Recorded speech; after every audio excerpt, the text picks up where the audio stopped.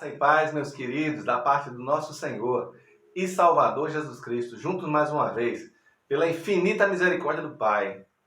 A misericórdia dele me alcançou e alcançou você também. Não sei como esse vídeo chegou na tua presença. Talvez alguém tenha compartilhado com você, talvez alguém queira te abençoar com essa palavra que não é minha, palavra de Deus. Esse é um momento abençoado, momento de reflexão e aprendizado da palavra de Deus. Você vê que a nossa produção é bem simples. Não tem nada aqui, não tem nem produção, meu irmão. O que nós temos aqui é vontade de levar o evangelho puro e simples e genuíno do Senhor, a boa mensagem, a boa palavra, levar até você. Esse é o nosso intuito, o nosso objetivo, o nosso esforço, tá certo? Louvado seja o nome do Senhor Jesus Cristo para todos sempre. Nesse momento abençoado que fez o Senhor, eu quero compartilhar com você um texto de 1 Timóteo capítulo 4, primeira carta de Paulo ao seu jovem aluno, discípulo, jovem pastor Timóteo, da igreja de Éfeso. Então, Paulo escreveu duas cartas, que são conhecidas como cartas pastorais, onde ele orienta Timóteo a respeito de tudo aquilo, como deve ser o andamento da vida do ministro, servo de Deus. E aqui nós estamos na primeira carta de Paulo a Timóteo, 1 Timóteo capítulo 4, e o verso 1, que diz o seguinte, ora, leia comigo. O Espírito afirma expressamente que nos últimos tempos alguns apostatarão da fé, por obedecerem a espíritos enganadores e a ensinos de demônios. Você pode dizer amém comigo? Palavra pesada, palavra difícil. O Espírito afirmou expressamente. O Espírito Santo. Sabe o que é Espírito Santo, meu amigo, minha amiga, meu irmão, minha irmã? Por que é chamado de Espírito Santo? É o Espírito de Deus. É a terceira pessoa da Trindade. Ele é Deus. Ele é santo porque ele não é imundo. Para não ser confundido com os espíritos imundos.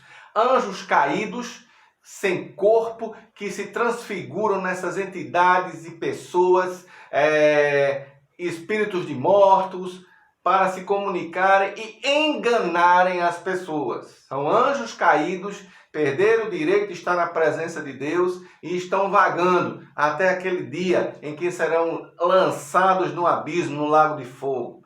Também não é o espírito do homem, espírito caído. Então o Espírito Santo não é o espírito enganador, o espírito imundo, e não é o espírito do homem, é espírito caído, espírito dobrado, espírito afastado de Deus. É o Espírito Santo. Qual é a sua característica principal? Santidade.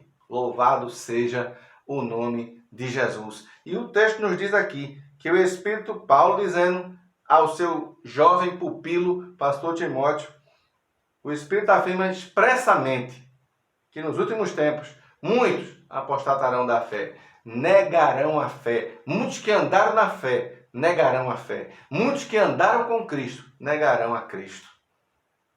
Por obedecerem a quem? Eles não estão negando por qualquer motivo. Porque duvidaram, porque pensaram, porque aprenderam, porque descobriram. Não. Porque estarão obedecendo a espíritos enganadores e a ensinos de demônios. É por isso que eles vão abandonar a fé. Porque eles estão ouvindo, obedecendo a ensinos desses espíritos imundos enganadores. Anjos caídos que estão pelo mundo disseminando a mentira e afastando o homem do Cristo, o único e suficiente Salvador. E você pode estar correndo um perigo muito grande. E esse é o motivo da nossa palavra hoje. Para você, para nós. Meu amigo, minha amiga, meu irmão, minha irmã. Você pode estar correndo um perigo muito grande. Porque a pergunta existe uma pergunta importantíssima, uma pergunta que pode mudar a tua vida. A pergunta mais importante, quem é Deus para você? Quem é Deus para você? Irmão, eu já sei quem é Deus. Quem é Deus para você? Eu não estou perguntando para o seu pai, para a opinião do seu pai, a opinião da sua mãe, a opinião da sua esposa, a opinião do seu marido, a opinião dos seus filhos, a opinião da sua avó, a opinião do seu avô, a opinião do seu pastor, a opinião do seu padre, a opinião do seu guru, aquela pessoa que você segue nas redes sociais, a opinião da pessoa espiritual que você segue, a opinião do seu guia, a opinião da pessoa que é seu exemplo de vida e que você segue os passos. Não é isso que eu estou perguntando. Quem é Deus para você? O resultado dessa pergunta, a resposta dessa pergunta pode mudar a história da tua vida. Tem gente demais com a visão distorcida a respeito de Deus. Deus é a lente com que nós enxergamos o mundo, com que nós tomamos decisões, com quem nós enxergamos a história, com quem nós enxergamos as pessoas, com quem nós enxergamos a sociedade, com quem nós enxergamos a justiça e a injustiça, com quem nós enxergamos a verdade e a mentira. A lente de enxergar isso chama-se Deus. Então, se você tem uma visão distorcida a respeito de Deus, você vai enxergar tudo distorcido. Meu irmão, eu não estou entendendo isso. Deus se revelou. Esse Deus maravilhoso, Ele é o Criador. Todos nós somos criaturas. Animais são criaturas, vegetais são criaturas, pessoas são criaturas, seres humanos são criaturas, anjos são criaturas, demônios são criaturas. Só existe um Criador e Ele é Deus. Ele é o Criador e Ele fez todas as coisas. Só que Ele é santo e perfeito, nós somos imperfeitos. Ele não se une. O texto sagrado diz que não há união entre luz e trevas. A luz e as trevas não se unem. E o que faz separação entre Deus e os homens é o pecado. Então, esse Deus se revelou. E onde foi que Ele se revelou, irmão? Onde foi que Ele se revelou? Na Bíblia Sagrada. Louvado seja o nome de Jesus. Então, se eu não tenho conhecimento da Bíblia, se eu não tenho intimidade com a Bíblia, se eu não me apego à Escritura Sagrada, se eu não gosto da Escritura Sagrada, se eu não amo a Escritura Sagrada, eu tenho uma visão distorcida de Deus e a minha visão do mundo e da realidade também será distorcida.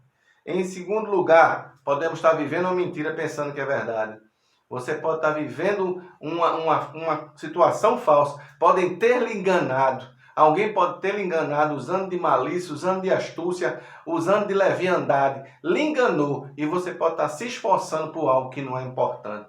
Você pode estar se esforçando por algo, dando sua vida, lutando, batalhando por algo que não tem importância nenhuma. A Bíblia diz que adianta o homem ganhar o mundo inteiro e perder a sua alma. Então, o mais importante é o estar perto de Deus. O principal sinal da volta de Cristo. Nós já estudamos sobre isso. O principal sinal da volta de Cristo é o engano, é a proliferação do engano, o crescimento da mentira, o crescimento do engano. Por que o engano vai crescer tanto, irmão? Porque as pessoas vão ficar longe da Escritura, estarão longe da Escritura Sagrada, farão líderes para si, é o que o texto nos diz. Eles criarão líderes para si, mestres, farão para si mestres, que dizem o que nós queremos ouvir, o que eles querem ouvir, a mensagem gostosa aos seus ouvidos.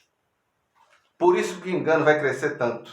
Quanto mais longe da palavra de Deus, quanto mais longe da verdade de Deus, mais perto do engano, mais perto da mentira, mais somos enganados, mais somos atraiçoados, mais somos afastados do Cristo, único e suficiente Salvador, o autor e o consumador da nossa fé. Em terceiro lugar, há um risco muito grande quando eu não estou perto da Escritura de eu não sair da imaturidade, nunca alcançar a maturidade. É preciso alcançar a maturidade, meu irmão.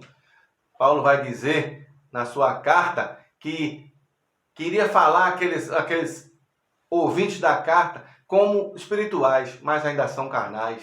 Ou seja, ainda estão dominados pela carne, ainda não se libertaram dos desejos, das concupiscências, das paixões da carne, não conseguiram crescer no Espírito, não conseguiram se aproximar mais de Deus, não conseguiram aprender mais de Deus, não têm amor pela palavra, pela Escritura, continuam como crianças levadas, que ensinam como crianças, levadas de um lado para o outro, por qualquer vento de doutrina. E em quarto lugar, nós corremos o risco, se você é igreja do Senhor, se você já faz parte de uma comunidade de fé, de ser uma igreja que não faz diferença nenhuma no lugar onde você está. Se você não tem apego à palavra, se você não ama a palavra, se você não estuda a palavra, se você não vivencia a palavra, se a palavra não se tornou vida na tua vida, você está correndo o risco de ser apenas uma pessoa que não faz diferença nenhuma. A tua igreja pode ser algo que não faz diferença nenhuma no ambiente. não faz diferença nenhuma no lugar onde está. Não salga. O sal que não salga, Jesus diz, só serve para ser pisado pelos homens. Que Deus te abençoe, meu amigo, minha amiga, meu irmão, minha irmã. Que Deus te dê iluminação do texto sagrado, que você possa entender o risco que nós estamos correndo quando nos afastamos da palavra. Os perigos que nós estamos correndo quando nos posicionamos distante da palavra e nos apegamos a outras coisas, a outra situação, a outra coisa, que não é a palavra de Deus. Que Deus te abençoe, te guarde, te dê força e direção do alto, para que você seja mais um dos que amam a palavra, amam e guardam a palavra de Deus. Amém? Tá todo mundo esperando pela pergunta bíblica. E hoje uma pergunta bem simples, bem fácil, para você que é um leitor da palavra de Deus. Quando Noé fez um pacto, Deus fez um pacto com Noé, de que não haveria mais inundação para destruir a terra, como aconteceu no dilúvio. Não existiria nunca mais um segundo dilúvio. E para isso Deus colocou um sinal visível. Qual o sinal visível de que a terra nunca mais seria destruída por uma inundação? Mais fácil do que isso? Muito obrigado, meu amigo, por você estar comigo. Uma moleza essa pergunta. Deus abençoe e guarde a tua família. Querendo Deus, estaremos juntos numa próxima oportunidade.